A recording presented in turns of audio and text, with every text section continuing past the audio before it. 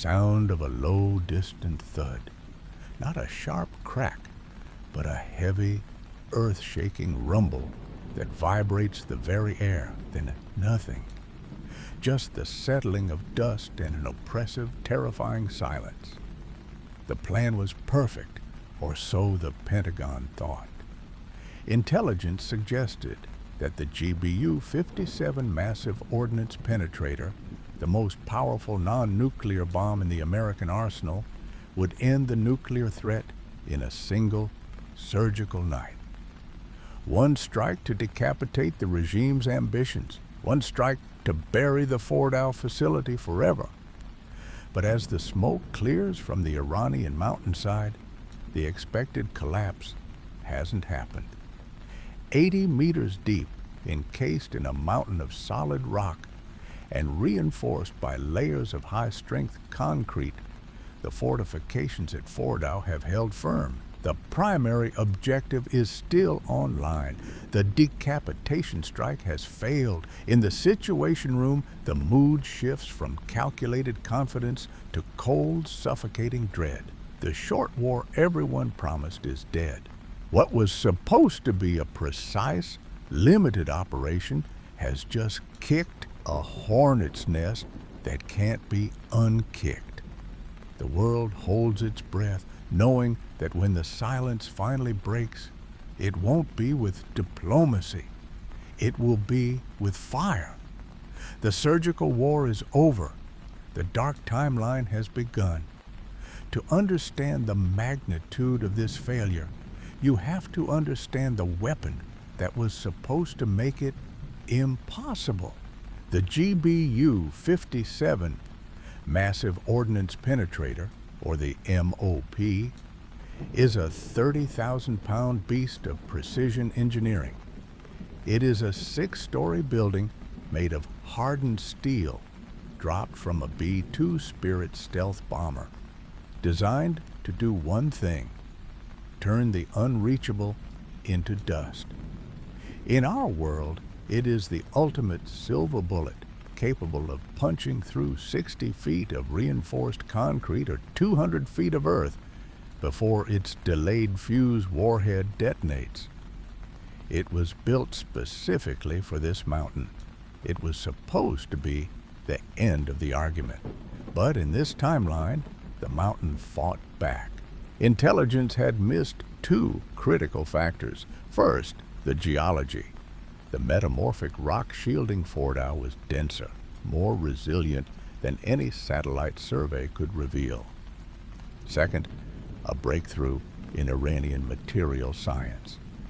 By utilizing clandestine shipments of carbon fiber reinforced ultra-high performance concrete, the regime had created a honeycomb shield that dispersed the kinetic energy of the impact. On the tactical displays in the Pentagon and Tel Aviv, the visual is haunting. Satellite feeds show a massive blackened crater, a jagged scar on the Iranian landscape that looks like the end of the world. But the seismic sensors tell a different story. The deep earth microphones don't hear the structural collapse of the lower chambers, and instead, they pick up the steady rhythmic vibration of thousands of centrifuges. They are still spinning. The strike hasn't decapitated the threat. It has only scratched the helmet. The atmosphere in the Situation Room turns from clinical observation to cold realization. The short war window, that brief golden opportunity to neutralize the nuclear program without triggering a regional conflagration, has just slammed shut. The gamble has failed. The surgical phase of the conflict is dead, and as the first reports of Iranian missile silos opening across the desert reach the president's desk, it becomes clear. The world isn't just watching a military operation anymore. It's watching the start of a catastrophe. The silence in the Pentagon is shattered by a single word: launch. Across the Iranian plateau, thousands of concrete lids slide back simultaneously. This isn't the calibrated symbolic response of years past. This is Operation Great Prophet, a desperate, total war gamble triggered by the belief that the regime is fighting for its very survival. Within minutes, the sky over the Persian Gulf is choked with the fire trails of a massive ballistic missile swarm. This is not a message. It is a saturation strike designed to break the fundamental math of modern missile defense. Every Patriot battery and Aegis-equipped destroyer in the region has a saturation point, a hard limit where the number of incoming targets simply exceeds the number of interceptors in the air. In this timeline, the IRGC reaches that limit in the first 20 minutes, while Western anti-missile systems perform with heroic efficiency, catching 80, 90, even 95% of the incoming fire. The sheer volume means the leakers are inevitable. Regional hubs, airfields, and command centers are suddenly engulfed in kinetic fire. But the true hammer blow falls on the world's most sensitive geographic nerve, the Strait of Hormuz. The IRGC officially declares the waterway a dead zone. They don't just threaten it, they seal it. Thousands of sophisticated naval mines are scattered into the shipping lanes, while swarms of fast attack explosive boats and shore-based anti-ship missiles create a gauntlet of fire that no insurance company on Earth will let a vessel enter. Global shipping, the silent engine of the 21st century, grinds to a terrifying instantaneous halt. Massive supertankers, carrying a fifth of the world's daily oil supply, are forced to drop anchor in open water or turn back as the horizon glows with the wreckage of those who didn't get the warning in time. The red line hasn't just been crossed, it's been incinerated. There is no de-escalation ladder left to climb. The status quo is dead, and as the first reports of sinking vessels hit the news cycles, the world realizes that a failed strike on a single mountain has just severed the artery of global commerce. As the last tankers in the Persian Gulf are either scuttled, seized, or forced into a desperate retreat, the global economy enters a state of shock that no computer model predicted. The closure of the Strait of Hormuz is the financial equivalent of a massive, sudden heart attack. Within 48 hours, the price of Brent crude doesn't just climb, it teleports. It clears 150, then 200, and finally stabilizes at a staggering $250 a barrel. This isn't just a number on a trading floor in London or New York, it is a tectonic shift that begins to rip through the daily lives of billions. In this timeline, the era of cheap energy and predictable logistics ends in a single weekend. The dark timeline is no longer something you watch on the news, it's something you feel in your bank account. In the United States and across Europe, the images are hauntingly familiar, yet terrifyingly modern. We see the return of 1970s style gas lines, but with a 21st century edge of desperation. Panicked drivers queue for miles, their cars idling in a futile hope for a gallon of fuel that now costs more than a week's groceries. In suburban Ohio, police are called to break up brawls at the pump. In Berlin and Paris, the military is deployed to guard critical fuel depots as the price of heating oil threatens to bankrupt entire neighborhoods before winter even arrives. the just-in-time supply chain, the invisible engine that keeps grocery store shelves stocked and Amazon packages moving, begins to seize up. Shipping costs for a single container triple overnight. Major airlines ground their fleets as fuel surcharges exceed the price of the tickets themselves. This is a global recession triggered not by a slow decay of markets, but by the kinetic failure of a single weapon system. The narrative of surgical precision has been replaced by a brutal, undeniable reality. Military failure has immediate, devastating civilian consequences. The failed strike on Florida was meant to secure the future. Instead, it has liquidated the present. As the world's power grids flicker and the cost of living spirals out of control, the average person realizes that the war over there has officially followed them home. The bunker didn't break, but the world's economy just did. And as the West reels from this financial blackout, the shadow of the conflict is about to grow even longer, stretching toward the Mediterranean. As the global economy begins to bleed out, the strategic map of the Middle East undergoes a violent transformation.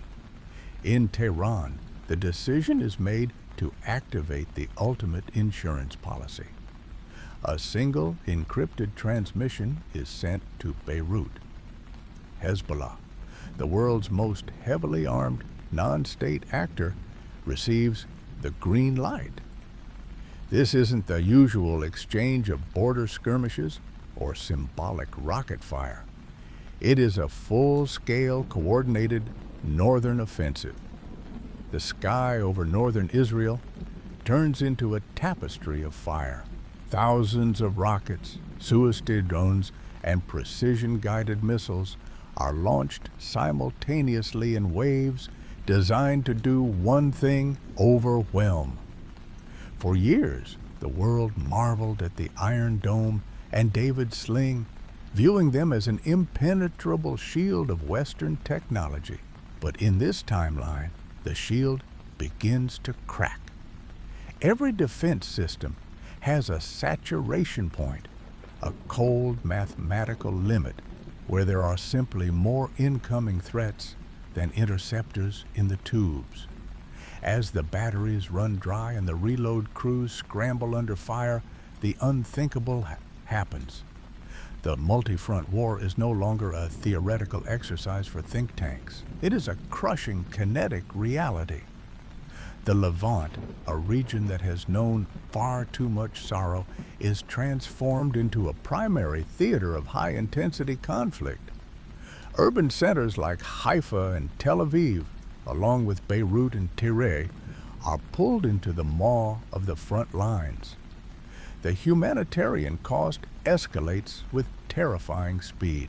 We see the harrowing imagery of ancient cities being hollowed out by modern ordnance, and millions of civilians caught in a crossfire that spans 3 borders. This is no longer but a localized strike on a mountain bunker. It is a regional conflagration that threatens to erase a generation of progress in a matter of weeks. In Washington, the atmosphere in the Situation Room is suffocating. The president is trapped between 2 impossible choices, neither of which leads to peace. To stay out is to watch a key ally be overwhelmed and the entire regional order collapse into chaos.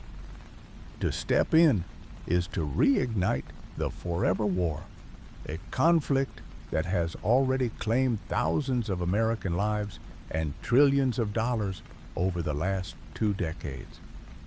The ghost of Iraq looms large over the resolute desk, a haunting reminder of how easily a limited engagement can turn into a generational quagmire.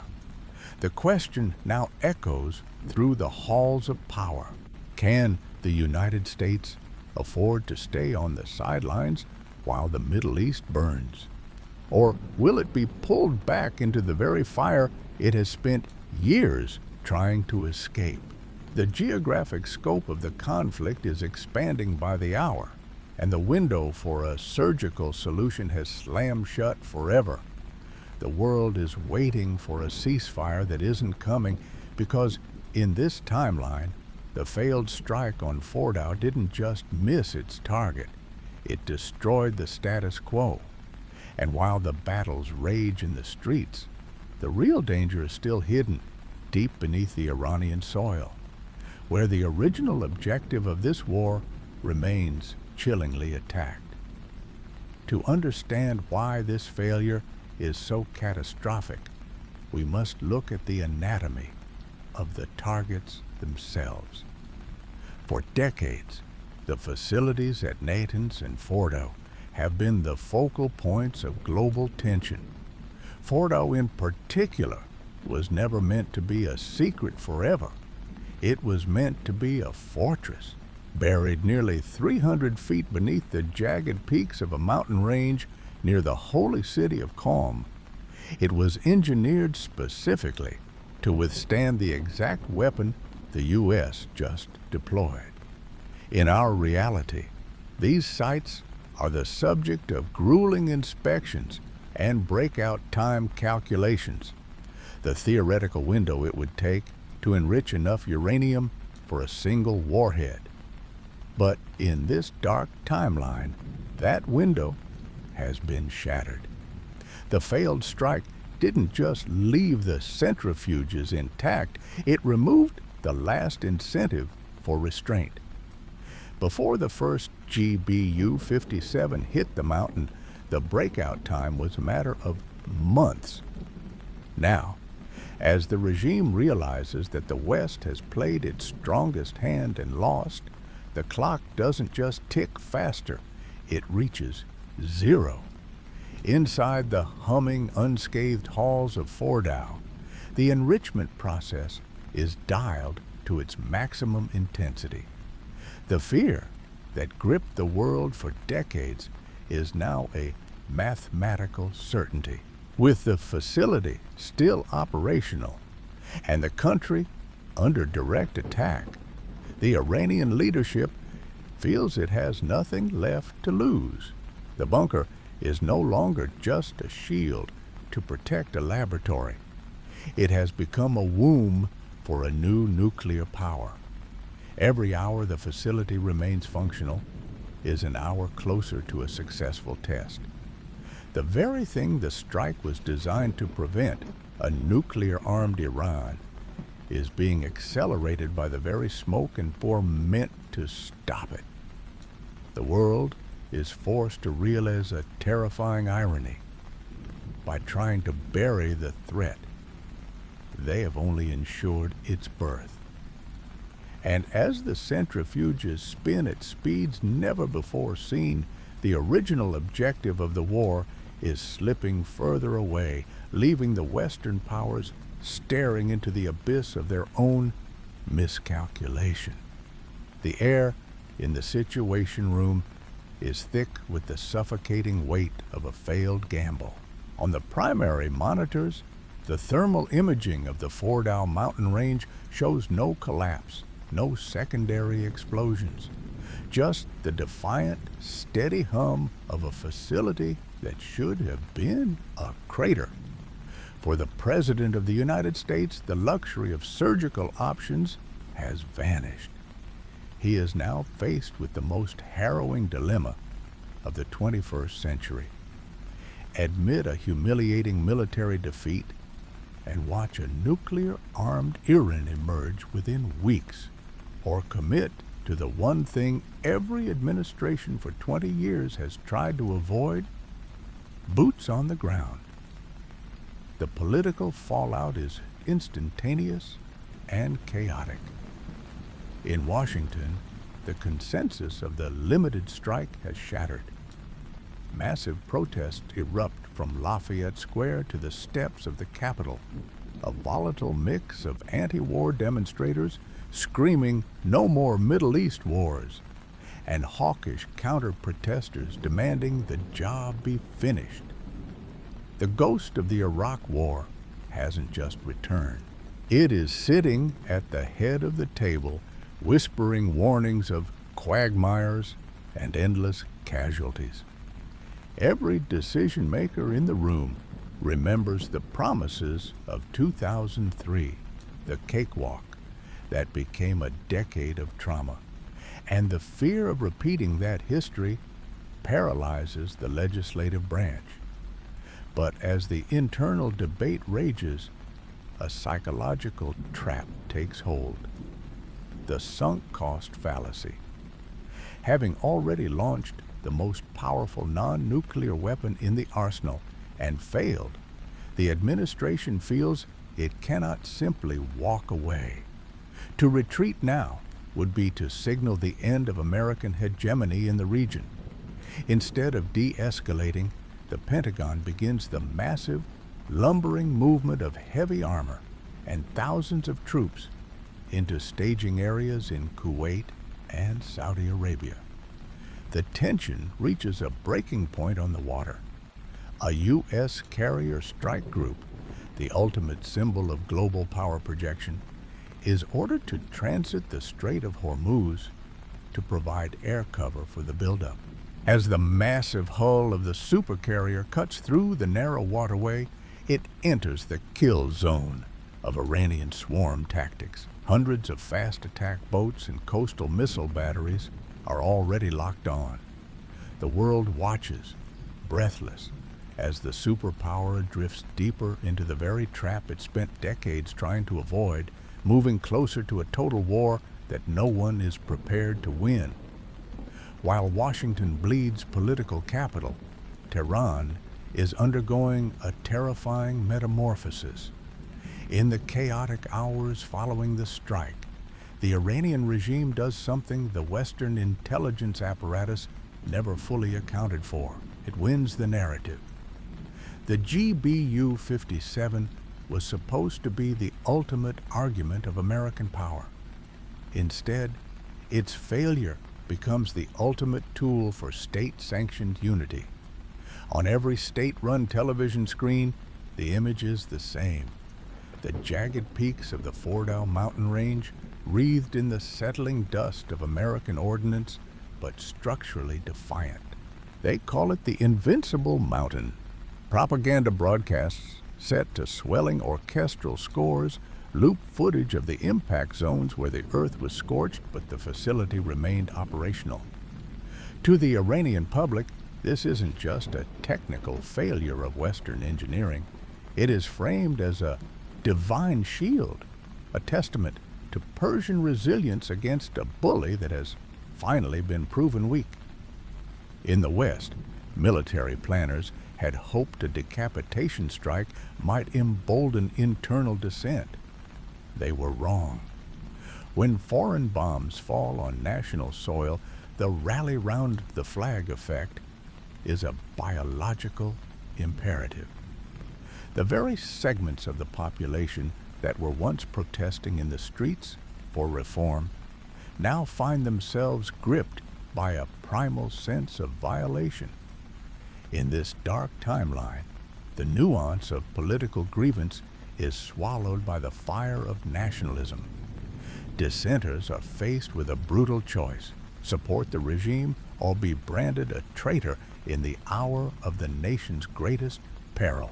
Under the guise of national survival, the IRGC moves with a ruthlessness that makes their previous crackdowns look like a rehearsal. Martial law is declared across every province. The internet is severed, and the gray zone of political discourse is erased overnight. Any remaining leaders of the opposition are rounded up, not as political prisoners, but as saboteurs and agents of the strike. The irony is as thick as the smoke over the Persian Gulf. The strike, intended to weaken the regime's grip, has instead gifted it a mandate of steel. By attacking and failing, the West didn't just miss the target. They turned a struggling leadership into an untouchable fortress. The surgical strike didn't kill the patient. It gave the regime a new, more aggressive immune system. As the Iranian home front hardens into a totalized war footing, the regime realizes it no longer has to hide its nuclear ambitions from its own people. They are now a nation at war, and in war, the ultimate weapon is no longer a taboo. It is a necessity. This shift in the regional balance of power does not go unnoticed, and as the U.S. remains paralyzed by its own failure, new players begin to move their pieces onto the board. As the dust settles over the invincible mountain, the sound of American engines is replaced by a low rhythmic hum. The arrival of Russian transport planes. For Moscow, the American failure is a strategic gift.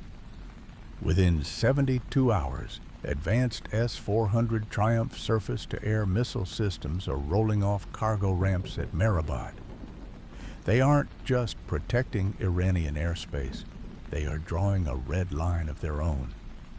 By embedding Russian technicians and advisors at the very facilities the U.S. failed to destroy, Moscow creates a human shield of great power proportions. Any follow-up strike now risks killing Russian soldiers, a price Washington, paralyzed by its own military stumble, cannot afford to pay. Meanwhile, Beijing moves with the cold precision of a creditor in a crisis. While the world watches the missiles, China quietly signs a 50-year Strategic Energy Security Pact. It is the ultimate lifeline. Beijing agrees to purchase Iran's entire oil output for the next half-century, effectively rendering the U.S. maritime blockade a paper tiger. If the U.S. Navy tries to board a Chinese supertanker in the Strait of Hormuz, they aren't just enforcing a sanction, they are challenging the world's second-largest economy. In this dark timeline, the Middle East is no longer a theater of regional policing. It has become the primary arena for a new Cold War. The regional map is rewritten in real time. The shadow players have stepped into the light, transforming a failed tactical strike into a global strategic stalemate. The Pentagon finds itself in an impossible position. To maintain the blockade is to risk a direct clash with two nuclear-armed rivals simultaneously. To withdraw is to surrender the century-long hegemony of the West. The surgical strike was supposed to be a quick exit. Instead, it has locked the world into a high-stakes standoff where the margin for error has vanished. The air in the Persian Gulf is thick with the smell of salt and jet fuel as three superpowers stare each other down across a narrow strip of water. As the conventional options evaporate, the conversation in the Situation Room begins to drift toward the unthinkable. If the mountain cannot be broken by steel, the planners argue, perhaps it must be broken by something else. Inside the windowless confines of the Situation Room, the air is stale, heavy with the weight of a choice no one was ever supposed to make. The conventional options are exhausted. The GBU-57s lie shattered in the Iranian dust, and the Russian S-400s have turned the Persian Gulf into a no-fly zone for anything but a ghost. On the glowing digital displays, the Fordow facility remains a pulsing red dot, unbroken, defiant, and now more dangerous than ever. It is here, in the flickering blue light of high-resolution monitors, that the second strike plan is laid on the table. It isn't a bigger bomb. It's a different kind of fire. For the first time since the closing days of World War II, the nuclear threshold is no longer a theoretical line. It is a live tactical debate. Military planners, desperate to finish the job before the centrifuges yield a Persian warhead, propose the use of low-yield, earth-penetrating tactical nuclear weapons, the B-6111, a weapon designed to do what gravity and high explosives could not: turn the bedrock of the mountain into a molten tomb. The nuclear taboo, the 80-year silence that has kept the world from the edge, is shattered in a single afternoon of cold mathematical deliberation. Outside the secure bunkers of Washington, the world watches in paralyzed horror. The rhetoric coming from the Pentagon shifts with chilling speed. Phrases like strategic containment and surgical precision are scrubbed from the briefings, replaced by the grim vocabulary of absolute neutralization and total denial. The news cycles are no longer talking about oil prices or diplomatic sanctions. They are discussing fallout patterns and thermal yields. The 80-meter deep bunker at Fordow has achieved the unthinkable. It has forced the hand of a superpower. By surviving the best of the West's conventional arsenal, it has moved the goalposts of modern warfare to the very brink of annihilation.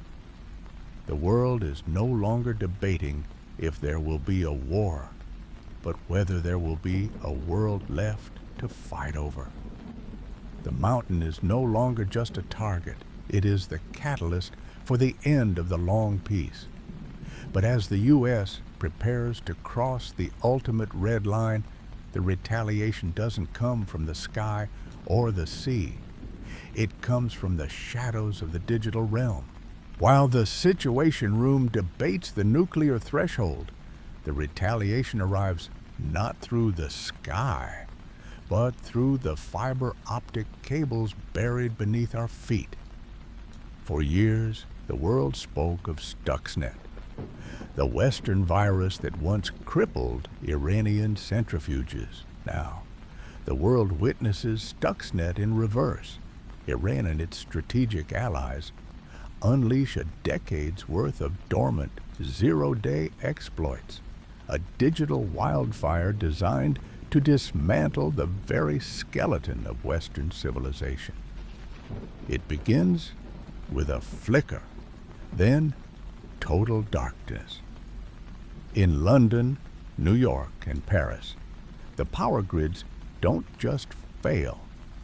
They are systematically dismantled by autonomous code that overrides safety protocols, causing transformers to physically melt. The war is no longer a distant headline or a grainy satellite image of a desert mountain.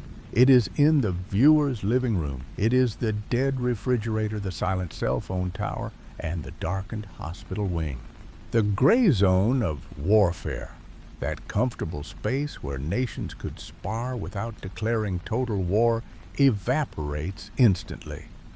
This is total digital mobilization. As the infrastructure of the 21st century begins to crumble under the weight of the conflict, the realization sets in. The 80-meter deep bunker didn't just survive the bombs. It bought the time needed to strike the West where it is most vulnerable. The high-tech, interconnected world that the West spent decades building has become its greatest liability. In this timeline, the front line isn't a trench in the Middle East. It is every circuit breaker and every server rack in the world. The long-term regional destruction is already being mapped. But for those in the West, the immediate reality is a return to a pre-industrial darkness, a darkness that is only beginning to spread as the maps of the old world are torn apart. While the West grapples with the flickering of its own power grids, the physical map of the Middle East is being torn to shreds. The old borders, drawn by colonial powers over a century ago, are finally dissolving under the heat of high-intensity warfare. This isn't just a conflict, it's a regional decomposition. Iraq is the first to fracture. No longer a sovereign state, it has become a patchwork of warring factions and foreign-backed zones of influence. In the north, Turkish and Kurdish forces clash in a desperate bid for security, while in the south, IRGC-backed militias and the remnants of Western-aligned forces turn the cradle of civilization into a permanent kill zone. Lebanon follows the same tragic trajectory. Beirut, once the Paris of the Middle East, is partitioned by concrete walls and sniper alleys. A city divided by the interests of powers that view the Levant only as a chessboard. The tragedy is absolute.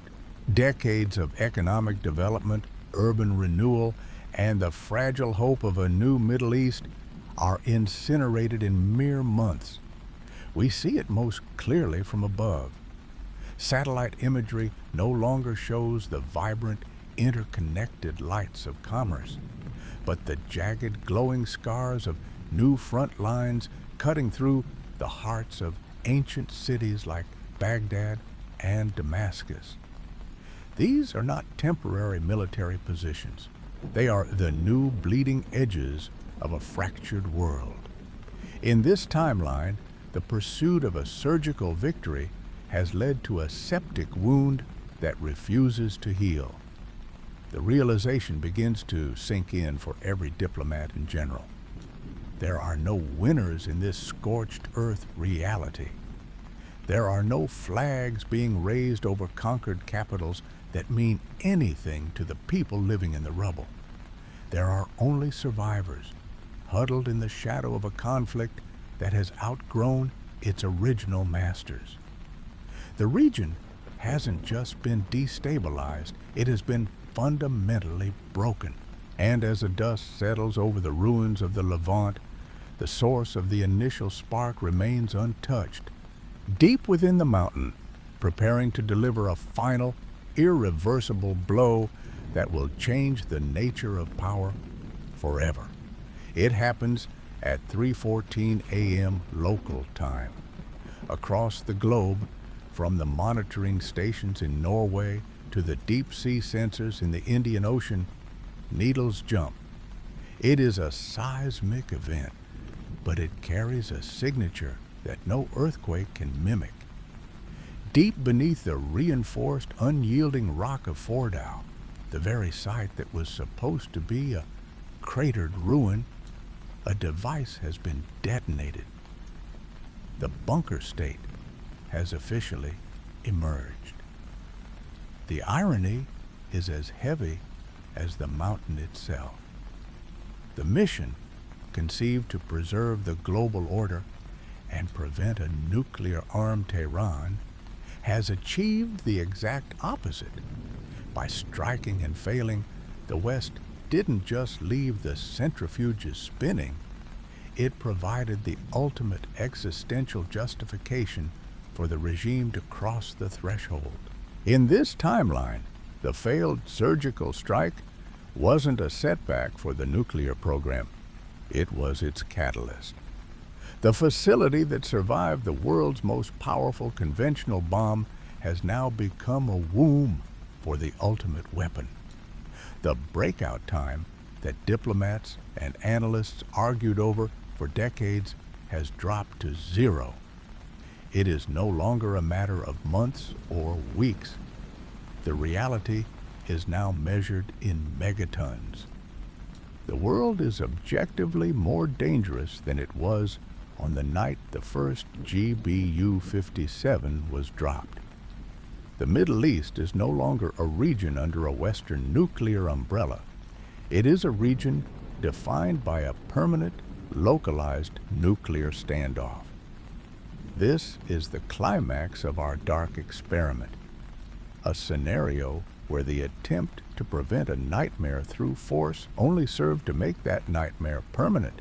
The shadow of the bunker now stretches across the entire globe, a reminder that in the game of high-stakes geopolitics, a failed move doesn't just lose the round, it changes the board forever. The very thing the world feared most has been forged in the fire of a failed intervention, leaving the international community to grapple with a nuclear-armed reality that can no longer be bombed away. But as the sirens of this dark experiment fade into silence, we must pull back from the abyss and return to the world we actually inhabit. In our reality, the GBU-57 massive ordnance penetrator has never been dropped in anger. It remains what it was always intended to be, a silent, 30,000-pound deterrent that exists to ensure the red lines of geopolitics are respected without a single shot being fired. While our timeline is often defined by tension and uncertainty, it is also defined by the catastrophes that never came to pass. In the real world, the standoff over facilities like Fordo and Natanz isn't settled by a single night of fire, but by the slow, often invisible grind of diplomacy, sanctions, and sophisticated shadow warfare. It is a world of back-channel communications and international monitoring, a process that is frequently dismissed as boring or ineffective in the face of rising threats. Yet, when we look at the alternative, the shattered economies, the regional collapses, and the nuclear brinkmanship we've just explored, that boring diplomacy reveals itself as a monumental, if quiet, victory. We live in a reality where the Strait of Hormuz remains open, where global energy markets aren't dictated by a scorched earth war, and where the nuclear threshold in the Middle East has not been crossed. The red lines are held not just by the weight of a bunker buster, but by a fragile global equilibrium that, for all its flaws, prioritizes containment over total escalation. It is easy to clamor for decisive action when reading a headline, but as we've seen, the gap between a surgical strike and a global catastrophe is thinner than the concrete shielding a mountain bunker. In our world, the nightmare remains a thought experiment, and for that, we should be profoundly grateful. It all began with a single failure, a kinetic energy weapon that didn't quite have enough energy. From that one stalled impact at Fordow, the gears of a global machine ground to a halt.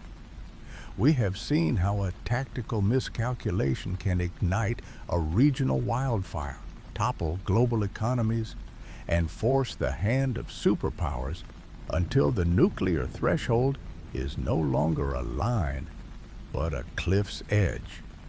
This is the butterfly effect of modern warfare. When the primary objective of a 30,000-pound bomb is missed, the resulting storm can swallow the world. We are often told that complex problems have simple, kinetic solutions. But the perfect strike is a dangerous myth. In the cold light of history, violence is rarely surgical. It is a blunt instrument that shatters everything it touches. The peace we enjoy today isn't a given.